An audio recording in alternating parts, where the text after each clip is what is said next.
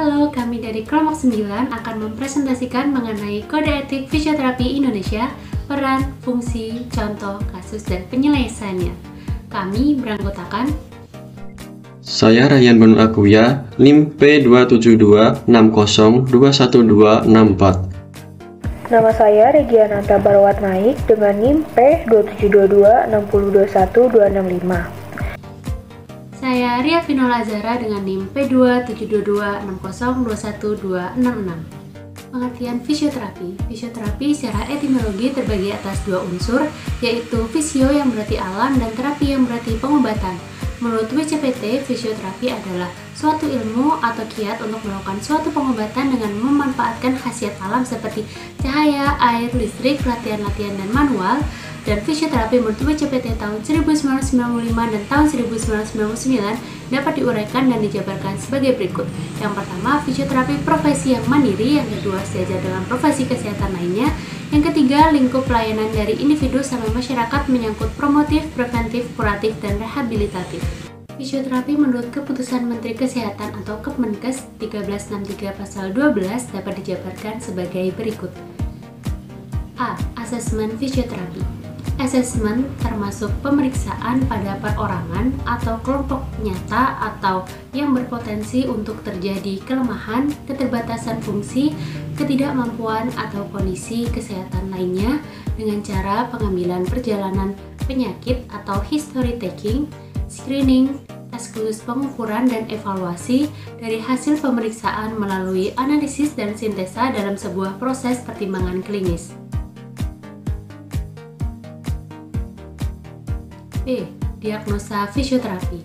Diagnosa ditegakkan dari pemeriksaan dan evaluasi dan menyatakan hasil dari proses pertimbangan atau pemikiran klinis.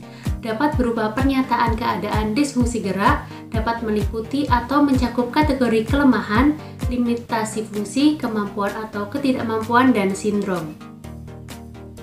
C. Intervensi fisioterapi. Perencanaan dimulai dengan pertimbangan kebutuhan, intervensi, dan biasanya menuntun kepada pengembang rencana intervensi termasuk hasil sesuai dengan tujuan yang terukur yang disetujui pasien atau klien, family, atau pelayan kesehatan lainnya, dapat menjadi pemikiran perencanaan alternatif untuk dirujuk kepada pihak lain bila dipandang kasusnya tidak tepat untuk fisioterapi.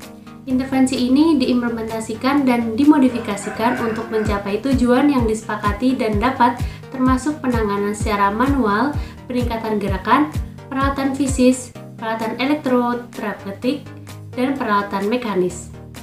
Pelatihan fungsional menentukan bantuan dan peralatan bantu, instruksi dan konseling, dokumentasi dan koordinasi, komunikasi dan intervensi dapat juga ditunjukkan kepada pencegahan ketidaknormalan atau kelemahan, keterbatasan fungsi, ketidakmampuan dan cedera, termasuk juga peningkatan dan pemeliharaan kesehatan, kualitas hidup, kebugaran, segala umur, dan segala lapisan masyarakat. Yang terakhir, evaluasi atau reevaluasi atau reassessment. Dilakukan setiap penerapan proses fisioterapi agar dapat memaksimalkan tujuan yang akan dicapai. Pengertian kode etik. Kode etik diartikan sebagai pola aturan, tata cara, tanda, pedoman etis dalam melakukan suatu kegiatan atau pekerjaan. Kode etik merupakan pola aturan atau tata cara sebagai pedoman berperilaku. Pengertian kode etik profesi. Kode etik profesi adalah salah satu tatanan etika yang telah disepakati oleh suatu kelompok masyarakat tertentu. Kode etik umumnya termasuk dalam norma sosial. Namun, bila ada kode etik yang memiliki sanksi yang agak berat, maka masuk dalam kategori norma hukum.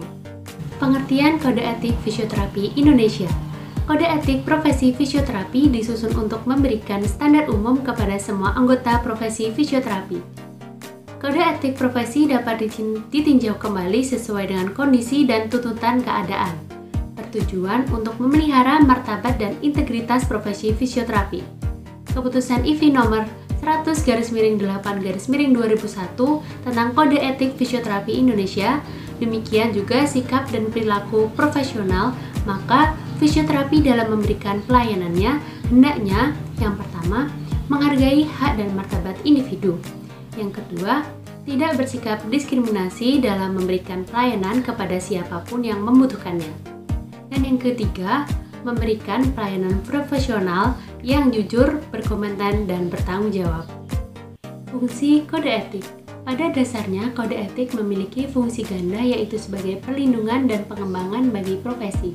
Fungsi seperti itu sama seperti apa yang ditemukan oleh Gibson dan Michelle, yang lebih mementingkan pada kode etik sebagai pedoman pelaksanaan tugas profesional dan pedoman bagi masyarakat sebagai seorang profesional.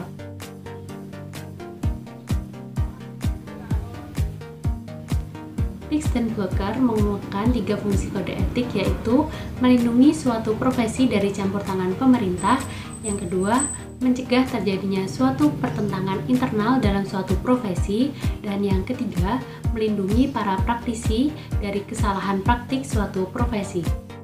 Tujuan kode etik. Secara umum, tujuan mengadakan kode etik adalah sebagai berikut. Yang pertama, untuk menjunjung tinggi martabat profesi. Dalam hal ini, yang dijaga adalah image dari pihak luar atau masyarakat agar jangan sampai orang luar memandang rendah atau remeh profesi tersebut. Yang kedua, untuk menjaga dan memelihara kesejahteraan para anggota. Yang dimaksud kesejahteraan di sini ialah berupa kesejahteraan berupa material dan spiritual atau mental. Yang ketiga, untuk meningkatkan pengabdian para anggota profesi. Dalam hal ini, kode etik juga berisi tujuan pengabdian generasi tertentu, sehingga bagi para anggota profesi dapat enggan mudah mengetahui tugas dan tanggung jawab pengabdiannya dalam melaksanakan tugas profesinya. Lalu yang keempat, untuk meningkatkan mutu profesi. Untuk meningkatkan mutu profesi, kode etik juga memuat norma-norma tentang anjuran agar para anggota profesi selalu berusaha meningkatkan mutu para anggotanya sesuai dengan bidang pengabdiannya. Kode etik 1, yaitu menghargai hak dan martabat setiap individu. Menghargai hak dan martabat individu sebagai landasan dalam pelayanan profesional. Hubungan yang terjadi antara fisioterapi dengan pasien atau klien didasari sikap saling percaya dan menghargai hak masing-masing. A. Hak pasien atau klien. 1. Pasien atau klien berhak atas pelayanan yang sebaik mungkin. 2.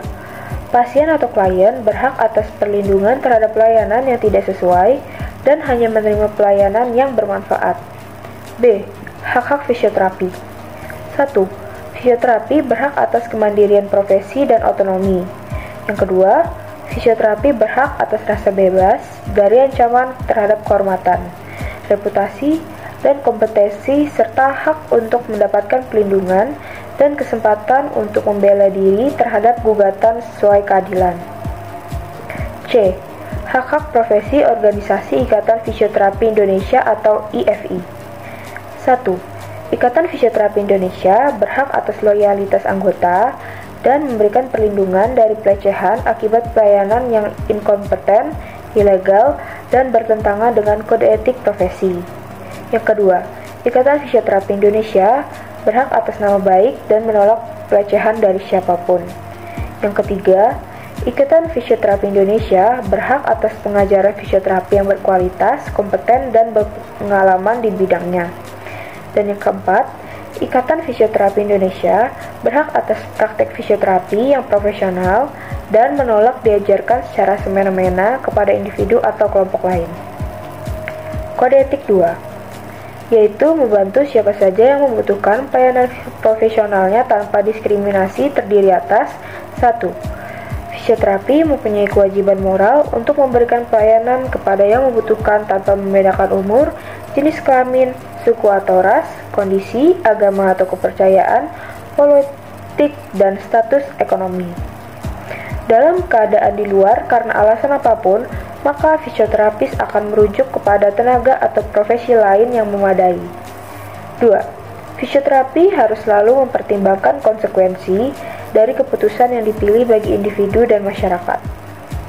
3. Fisioterapi dituntut untuk menghargai adat istiadat atau kebiasaan dari pasien atau klien dalam memberi pelayanan. 4. Fisioterapi berkewajiban untuk berkarya mendukung kebijakan pelayanan kesehatan. Kode etik 3, yaitu memberikan pelayanan profesional yang jujur, kompeten, dan bertanggung jawab. A. Tanggung jawab fisioterapi. 1. Fisioterapi mengemban tugas dan tanggung jawab yang dipercayakan kepadanya dan memanfaatkan keterampilan dan keahlian secara efektif untuk kepentingan individu dan masyarakat. 2. Fisioterapi dimanapun dia berada hendaknya selalu meningkatkan kualitas kehidupan masyarakat di lingkungannya. B. Tanggung jawab organisasi profesi. 1. Ikatan Fisioterapi Indonesia menjamin pelayanan yang diberikan secara jujur, komplit, dan berdasarkan pada penelitian dan informasi yang aktual dalam rangka ikut meningkatkan derajat kesehatan masyarakat. 2. Ikatan Fisioterapi Indonesia membuat dan memantau pelaksanaan standar profesi dalam praktek dan praktek profesional. Kode etik 4, yaitu mengaku batas dan kewenangan profesi dan hanya memberikan pelayanan dalam lingkup profesi fisioterapi. 1. Fisioterapi memberikan pelayanan dan tindakan sesuai dengan pengetahuan dan keterampilan yang dapat dipertanggungjawabkan. 2. Fisioterapi tidak akan melakukan aktivitas profesi yang dapat merugikan pasien atau klien, kolega, atau masyarakat. 3. Fisioterapi hendaknya selalu mensejahterakan pelayanannya dengan standar pelayanan praktek fisioterapi. 4. Fisioterapi dalam mengambil keputusan berdasarkan kepada pengetahuan dan kehati-hatian. 5. Fisioterapi berkewajiban menyumbangkan gagasan, pengetahuan, dan keterampilan untuk kemajuan profesi dan organisasi. Selanjutnya adalah kode etik 5, yaitu menjaga rahasia individu yang dapat dipercayakan kepadanya. Nomor 1, informasi tentang pasien atau klien dilarang untuk diberikan kepada orang atau pihak lain yang tidak berkepentingan tanpa persetujuan pasien atau klien atau kuasa hukum lainnya. Nomor 2, pencatatan informasi selama proyek penelitian hendaknya tidak mencantumkan identitas pasien, kecuali ada persetujuan dari yang bersangkutan. Nomor 3, informasi dapat diberikan apabila mempunyai kekuatan hukum atau bila diperlukan untuk keselamatan seseorang atau masyarakat. Nomor 4, privasi pasien atau klien harus tetap terjaga selama wawancara. Nomor 5, komputer atau catatan harus terlindung dari pihak yang tidak berkepentingan. Nomor 6, fisioterapi yang mampu terhadap informasi rahasia kolega atau pasien atau klien hanya akan membuka informasi bila mana sangat membutuhkan. Selanjutnya adalah kode etik 6, yaitu selalu memelihara standar profesi dan meningkatkan pengetahuan dan keterampilan. Yang A, tanggung jawab fisioterapi. Nomor 1, fisioterapi bertanggung jawab untuk memberikan pelayanan terkini. Nomor 2, fisioterapi secara terus-menerus meningkatkan pengetahuan dan keterampilan profesi melalui literatur dan pendidikan. Yang B, tanggung jawab Ikatan Fisioterapi Indonesia. Nomor 1, Ikatan Fisioterapi Indonesia hendaknya menyelenggarakan pendidikan yang berkelanjutan untuk meningkatkan pengetahuan dan keterampilan profesional. Nomor 2, Ikatan Fisioterapi Indonesia menjamin agar kode etik dijalankan oleh tiap profesi. Selanjutnya adalah kode etik 7, yaitu memberikan kontribusi dalam perencanaan dan pengembangan pelayanan untuk meningkatkan derajat kesehatan individu dan masyarakat. Nomor 1, fisioterapi mempunyai tugas dan kewajiban untuk bekerja sama dengan profesi lain dalam perencanaan dan pengelolaan agar mampu memberikan pelayanan yang optimal bagi kesehatan individu dan masyarakat. Nomor 2, fisioterapi hendaknya menyesuaikan diri dengan profesionalisme dan melengkapi diri dengan keterampilan yang memadai untuk perencanaan dan pengelolaan dalam situasi tertentu yang dihadapinya, sehingga sadar akan keberadaan pelayanannya dalam konteks sosial dan ekonomi secara menyeluruh. Nomor 3, fisioterapi mempunyai hak dan kewajiban untuk melakukan dan mendukung penelitian untuk perencanaan dan pengetahuan. Nomor 4, fisioterapi memberikan dorongan dan dukungan kepada sejawat dalam menyusun perencanaan pelayanan strategis pengembangan. Selanjutnya adalah contoh kasus. Peraturan Direktur BPJS Kesehatan Nomor 5/2018 tentang penjaminan pelayanan rehabilitasi medik sudah diikuti dengan diterbitkannya keputusan pengurus Surat Ikatan Fisioterapi Indonesia atau PPIFI nomor 161/SUM/PPIFI/8/2018 yang untuk sementara tidak menyediakan pelayanan fisioterapi kepada pasien BPJS. Dihentikannya pelayanan fisioterapi kepada pasien BPJS yang menjadi imbas dari peraturan tersebut. Yang sangat disayangkan Ketua Ikatan Fisioterapi Indonesia atau IFI Cabang Berau, Wahyuni, dikatakannya masyarakat harus mengetahui bahwa tidak tersedianya pelayanan fisioterapi kepada pasien BPJS tidak semata karena masalah klaim atau tersedia tidaknya Dr. SP KFR di sebuah rumah sakit, salah satunya RSUD Dr. Abdul Rifai.